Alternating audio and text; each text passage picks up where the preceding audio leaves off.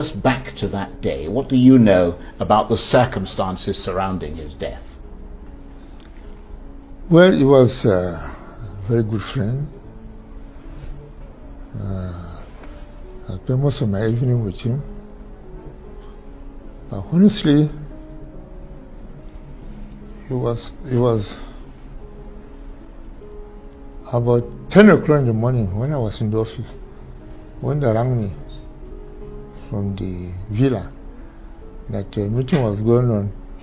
They expected me. I said, nobody told me about meeting. How would you be expecting me? Just tell me this meeting, I'll come. But you say I was being expected, and when I wasn't informed. You're trying to say I'm late. No. So they said the meeting going on. So I left for the meeting. I went, and you know, there's a gate going to Abacha's residence before you can pass through to go to the office. So I turned left to go there. I was stopped at the gate. Where are you going? I said, I got a message. There's meeting going on. He said, yes.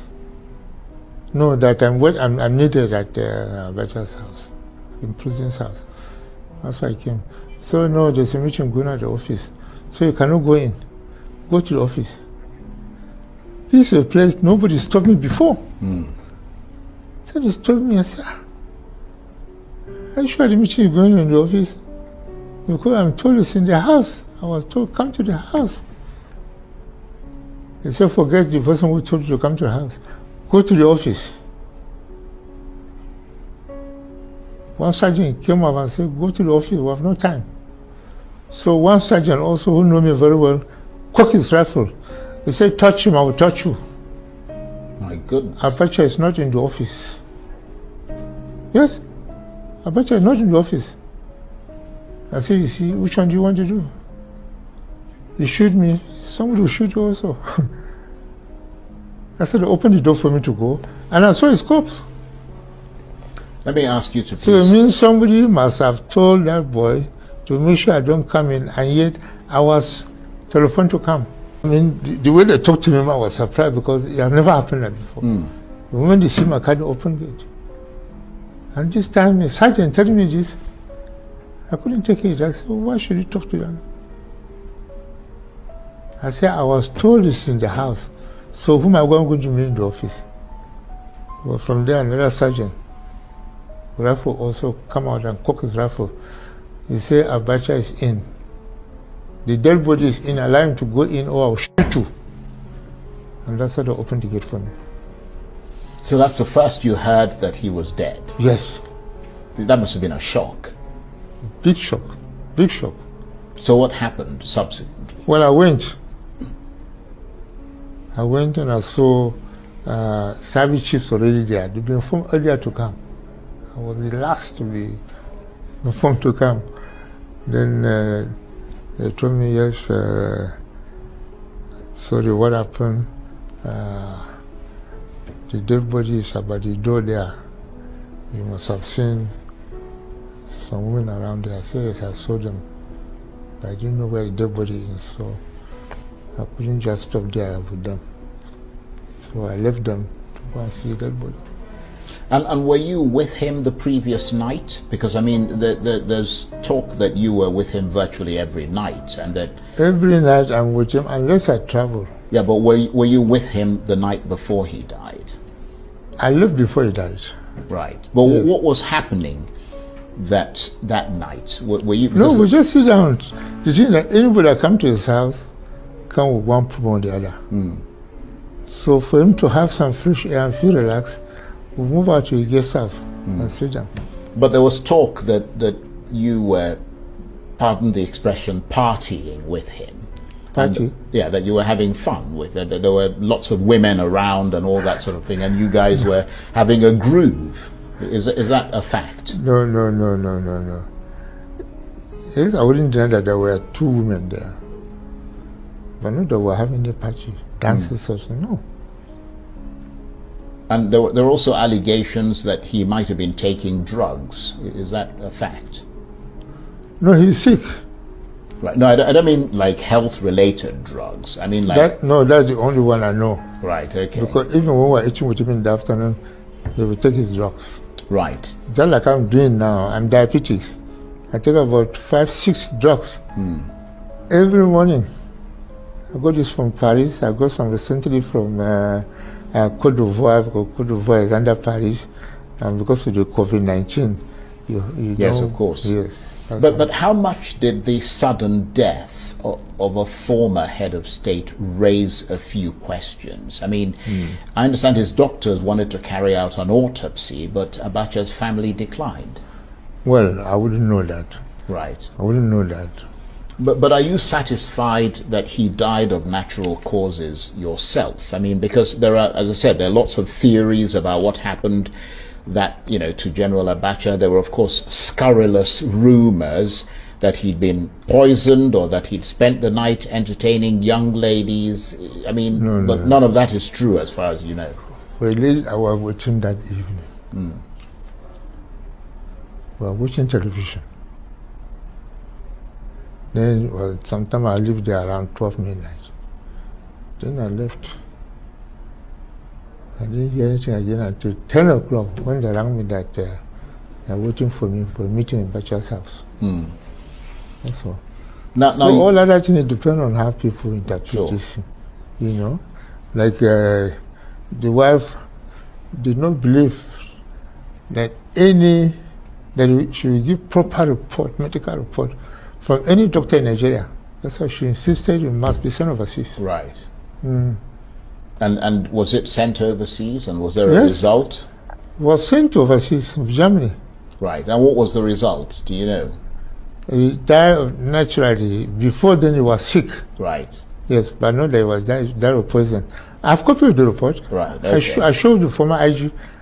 Was annoyed. Where did I get that report from? I said, you think you are the only one who can get a report? If you want to implicate me, so after you get the report. Get the report. Right. And you mentioned, which is another very interesting part of this, that after his death, the service chiefs and the generals deliberated on, well, you didn't say it specifically, but that's what was mentioned, that they deliberated on who would take over. And it's said that you were not told of his death until 9 hours later, and only after major decisions and actions about succession had been taken. Is that true? No.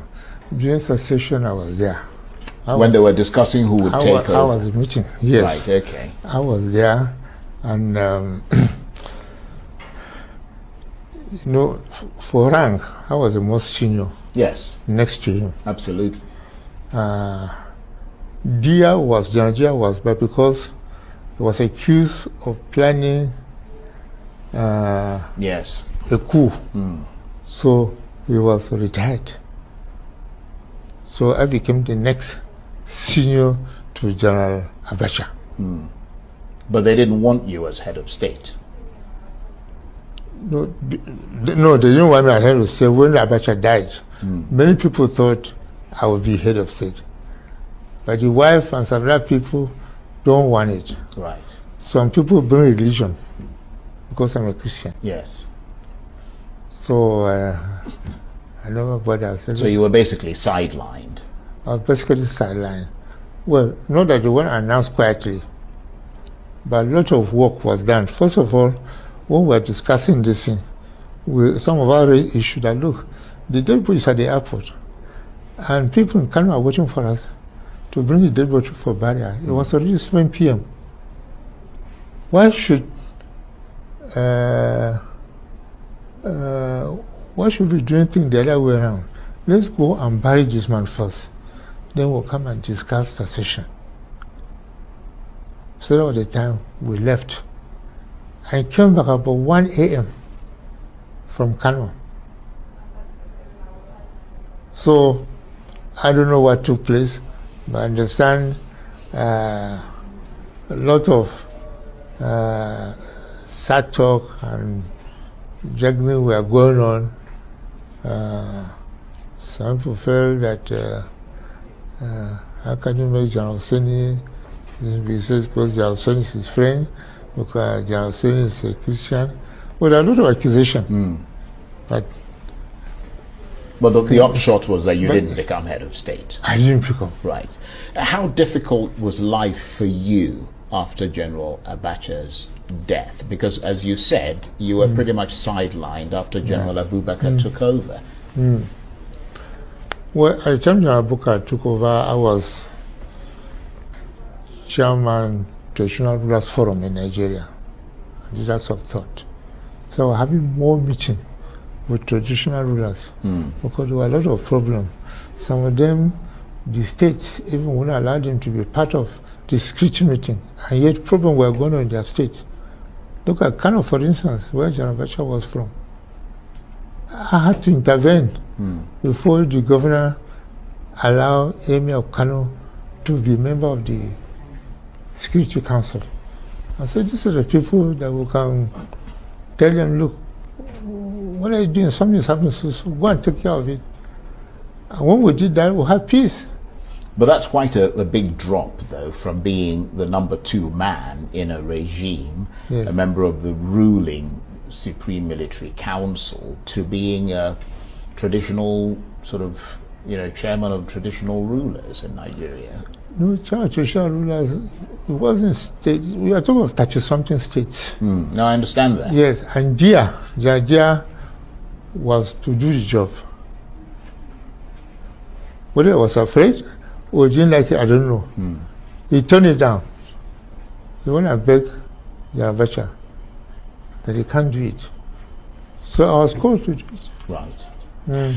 But then after all... And don't forget, I was even senior to him. Yes, of course. Military, the only appointment that he was chief of general staff, which protocol-wise, he came before me. Yes. But for rank, I'm senior to him.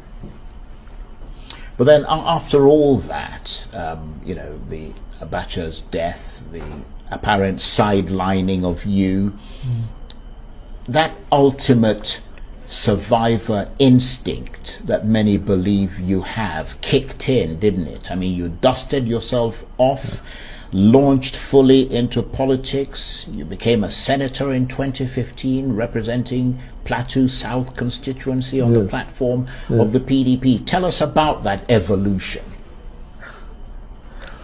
Well, even before I became senator, I was interested in seeing that people in my area are involved in politics so that they can be taken care of. Of course, unless you're in politics, unless you have someone representing you, you cannot get much. So I accepted many people. I accepted, first was Senator Vicky Dangin, he's dead now, became senator. There was another senator before then, also dead. Then I have one senator who later contested with me as governor because it was a different party. And he thought, having been senator before, he forgot that I met him senator. So he contested with me. So I was interested in the development of my area. And my area is part of an area. Like Langtang North is part of Southern Zone. And Southern Zone is made up of 6 states. 6 local government. You see. So when my people say, look, I should contest for Senate, but then I've left. When I was in military, I used to help them, provide finance to help them. Those people told me they are doing well, they are good, they can help. Right? So when I left the military, they thought I have no excuse again. Right. So they insisted, I want to contest it. Even for the governorship, they insisted. I said, okay, I will go. But I will not spend 8 years. I will spend one term, 4 years. Right. Whether I like it or not. Okay.